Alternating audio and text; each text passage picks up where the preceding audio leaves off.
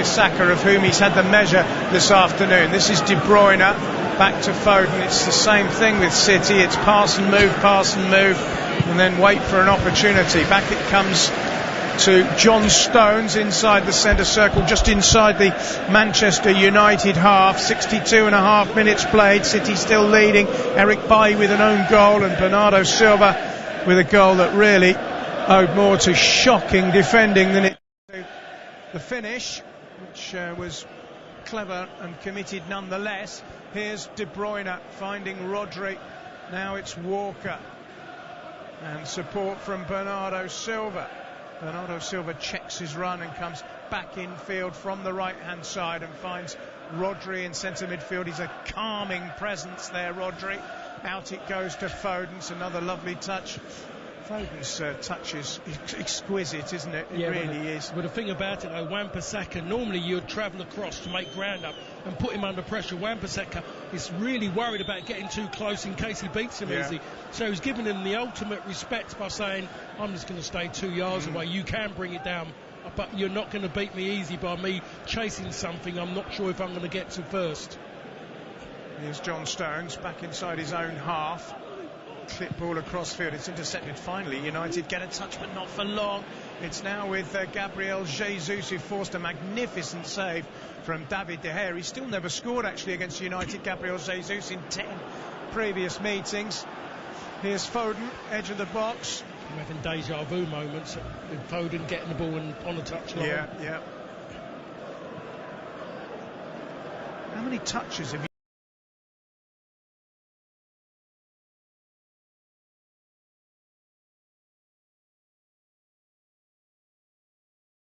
United had in the last 5 minutes? I'm going to say less than 10, I would say. I wanted to say 3. You might well be right as well. It's all City. 4. They've had a touch now. 4 now, and it goes behind, and De Gea's going to get a fifth. But 64 minutes played, and well, there's nothing to suggest that Manchester United get back in the game. They're going to bring on Marcus Rashford in just a moment. Sancho's come on. He's shown a couple of little moments where you felt maybe he was going to spark obscurity. It's absolutely pouring down at Old Trafford. Not an uncommon sight in Manchester, it has to be said. Torrential rain in November. Here's a chance though for them to get forward, but Sancho on the opposite flank this time has given the ball away. Here's Kevin De Bruyne, who just rides a rather late challenge from Fernandes. Walker out to Gabriel Jesus, near side, level with the edge of the penalty area, delays his cross, comes in field. Support from Rodri. Rodri's ball across De Bruyne goes finally into the path of the Belgian, who picks out Gundogan on the far side. It's like a training exercise for City at the moment, isn't it? Let's see how many passes we can put together before we make the final thrust forward. De Bruyne. Rodri, De Bruyne.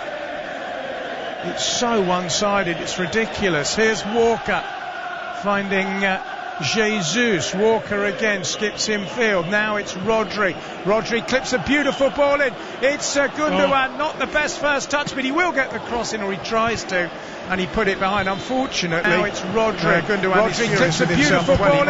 It's Gundogan. Not the best first touch, but he will get the cross in, or he tries to, and he put it behind. Unfortunately, it's Rodri away from goal. He was trying to cross for Foden, and it ended up in the side netting. Rashford is on for Manchester United, replacing Mason Greenwood in a like-for-like switch. Marcus Rashford, because of his injuries, hasn't played too many games for United. He's played more than Sancho. Yeah. Well, he's got more goals than Sancho, that's for sure. He's got 3 and 5. He's actually the holder of a record for the youngest ever Premier League Manchester derby scorer. Marcus Rashford, 18 years old when he scored back in 2016, and there's a player stricken on the turf as the rain pours down, and it looks like a head injury. Is it Luke Shaw? I think it is. This doesn't look very good. He's face down on the turf, and 2 Manchester United medical people are taking a look at Luke Shaw. We're almost up to the halfway point in the second period. Just a chance to remind you what we've got in store. Every game, every kick, every goal, everything all season, of course. Chelsea against Burnley's next. Toby Gillis, fresh from commentating on Southampton's win against Villa last night, will be in the chair with Kev Watson. Then it's Brighton against Newcastle with Tom Rennie and Trevor Steven. 3 o'clock kickoffs also today. Brentford against Norwich, and Crystal Palace, who produced that fantastic win against City last weekend, they're at home to Wolverhampton Wanderers, themselves much improved in recent weeks. Tomorrow it's Arsenal against Watford at 2 o'clock, followed by West Ham United against Liverpool. Now that'll be a corker. Everton Spurs and Leeds Leicester are also games that are taking place tomorrow. Jack Grealish is just taking this opportunity to warm up for Manchester City alongside Fernandinho and Zinchenko. It's a lengthy gap this. Let's hope that Luke Shaw is okay. I'm glad to say that he's on his feet, but he looks great. Hope that Luke Shaw is okay. I'm glad to say that he's on his feet, but he looks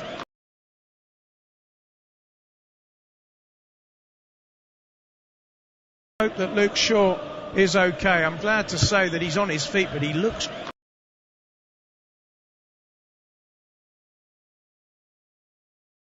hope that Luke Shaw is okay. I'm glad to say that he's on his feet, but he looks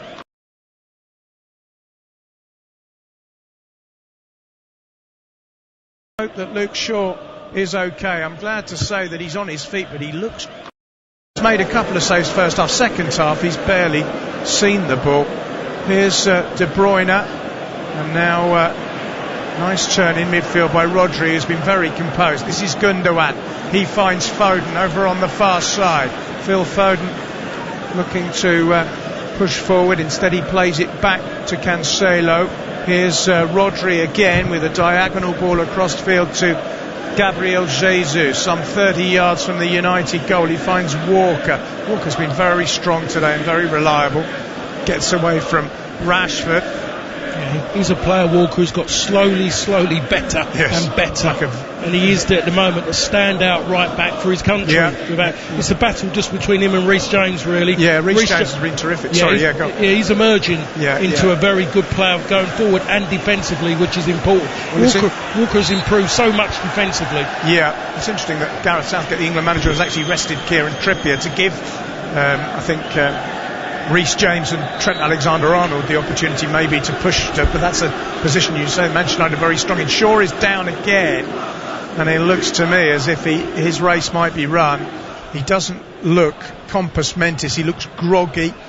I mean, without being too facetious, you could argue that he was pretty groggy with City's second goal, but I mean, it's no laughing matter when a player has a head injury, and already they are preparing Alex Telles. You said what you said, John, a few minutes back. It should have been done then. They could have seen like the way it's looking. Maybe they weren't sure because they're used to that expression on his face. But he should have just come off them, given everything.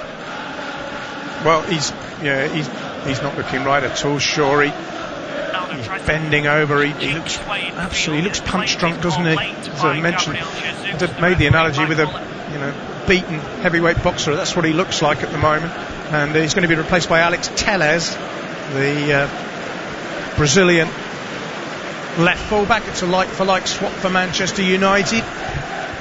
Means there'll be probably a fair little chunk of stoppage time at the end of this game. Shaw's day is over. Telles comes on for the last 17 minutes of normal time, plus whatever Michael Oliver adds on.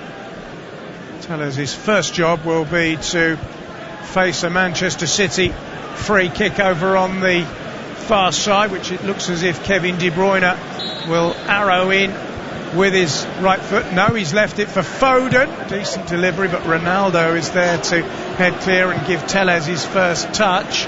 Here's Bruno Fernandes thumping it upfield. Ronaldo climbs that extraordinary way of his where he just seems to hang in the air longer than anyone else is capable of doing. Here's Diaz, that's good play by him. Now it's Bernardo Silva, he's got support from Gabriel Jesus. Jesus, edge of the penalty area, finds Rodri square to Walker. Walker coming forward. Now it's De Bruyne, centre midfield.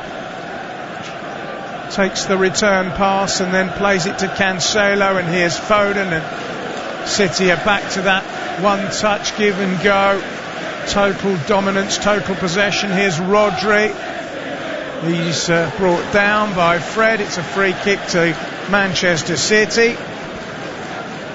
If I was a City fan, I don't think I'd actually be too worried about getting a third goal, because barring something spectacular, and we have seen spectacular things from Cristiano Ronaldo in recent weeks, you just can't see United. I mean, they haven't really been inside the penalty area, have they, this half? Barely. They haven't. I mean, there was a free kick there deep going into their box. Ronaldo's gone all the way back to defend it. Yeah. You're losing the game 2-0. You haven't made a mark in the game. Ronaldo's got, just tell it to stay up there. Yeah. Here's